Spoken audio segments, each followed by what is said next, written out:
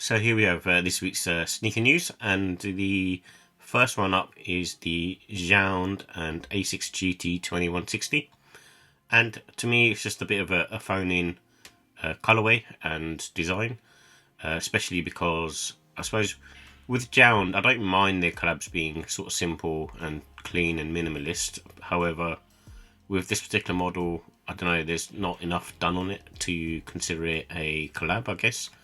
But I can see like the Jound touches on it regardless, like the overlays have kind of like outline border patterns around them, which is slightly different to what you'd expect from a normal GR release, but not that much difference.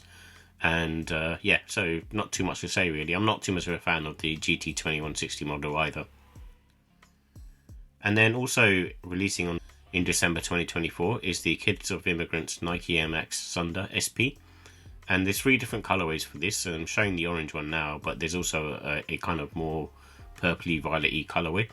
And to me, they're not as nice as the original Air Max Thunder, so at the moment, until I get more of a, I suppose, a better feel for them, I'm just not too much of a fan of it at the moment.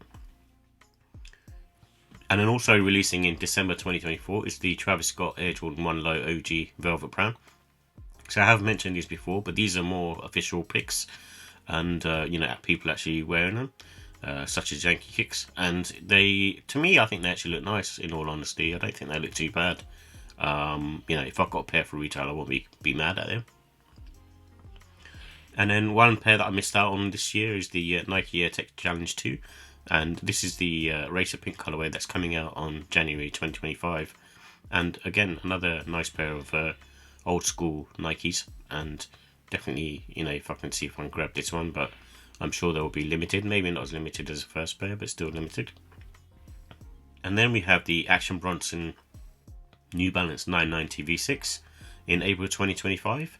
And this is a new colorway by Action Bronson. And compared to the other releases that he's had so far with New Balance, this one's a bit more simpler in terms of its colorway being predominantly white, which I don't mind personally, but I think my only issue with the 990 V6 is they're very comfortable, but they do bottom out quite quickly. And then also releasing in spring 2025 is the Jordan Hydro 5 Black Metallic Slide. And the reason I mentioned this, I like the adjustable upper on this, and then also the insole type material that they've got going on. I think for wet conditions, which is obviously what Hydro is implying, I'm guessing. It seems to be one of those ones which I think will be quite cool for wet conditions, I suppose.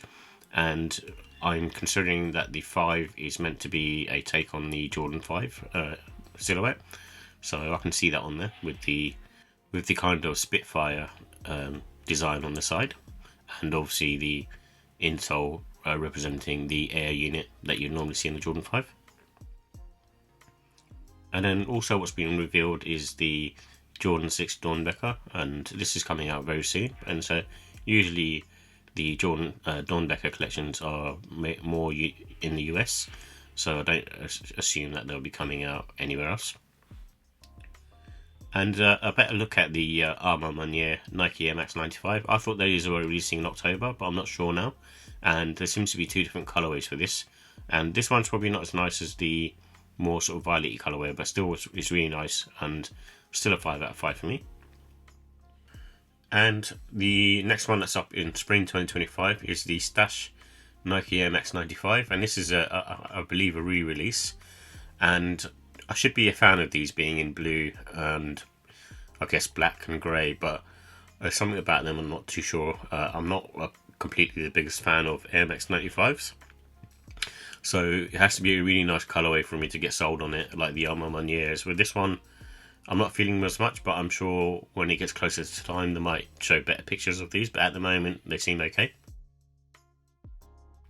And then also in spring 2025 we have the Riot Skate Shop Nike SB Dunk Low, and I think this is one of the nicer SB Dunks to come out over the last sort of year or so. And for me, I think probably not a cop, but I still like the colorway nonetheless. And then also in spring 2025 we're going to have the Zoom Fumero Pure Platinum, which is pretty much an all white colorway, and it's quite similar to the Vast Grey colorway that came out a couple of years back. so I'm not mad at them. So, but you know, it's worth mentioning because I think they're still a cool sneaker. I'm not sure how much the popularity will be in 2025, considering they've been popular for the last couple of years. And then also in spring 2025, what's been announced is the Supreme Nike SB Dunk Low collection. And there's 3 different colorways that you can see here. And I think these are, you know, nice, I suppose, in terms of the colorways. I do like the materials on the grey kind of black pair. However, the standout model for me is probably, and for most people, is the blue pair, which I think look really nice. But however, I feel like these will be quite sort of limited and difficult to get. And then I'm sure these are going to be very nice, so I'm going to give them the benefit of the doubt. This is just a mock-up, and it will be the Nike MX90 and Patta. So I imagine it'll be some sort of Waves type collab that they've done for the MX1, and now moving on to the MX90. So I'm sure it'll be very nice. And something which I am not a fan of, in 2025 we've got the Nocta Air Max Plus, and they've done their business with this one, and you know, completely changed the upper, which I feel like maybe they shouldn't call it an Air Max Plus, and there might be a different, they might be calling it a different model, maybe a Nocta kind of model with using the outsole midsole of a Air Max Plus, but not a fan of them at the moment, in all honesty. And then also to be confirmed is the Dingyun Zhang Adidas Samba collection, and these ones I suppose look quite cool in terms of the materials that are being used, and they've had a bit of adjustments to them to make them more comfortable with more of a padded inliner and stuff. So they're not bad, but also Samba's not my favourite model, in all honesty. And then lastly we have the Messi Adidas Gazelle. I think this one's quite cool, and you know, if you're a fan of Lionel Messi, then as the footballer, the soccer player, then you know, you probably look to grab these. The materials look really nice on this, which is you know, I suppose par for the course being in a Gazelle model. But however, the back of the heel tab's got I think Messi branding on it. So overall, very cool, but not, you know, nothing too extravagant.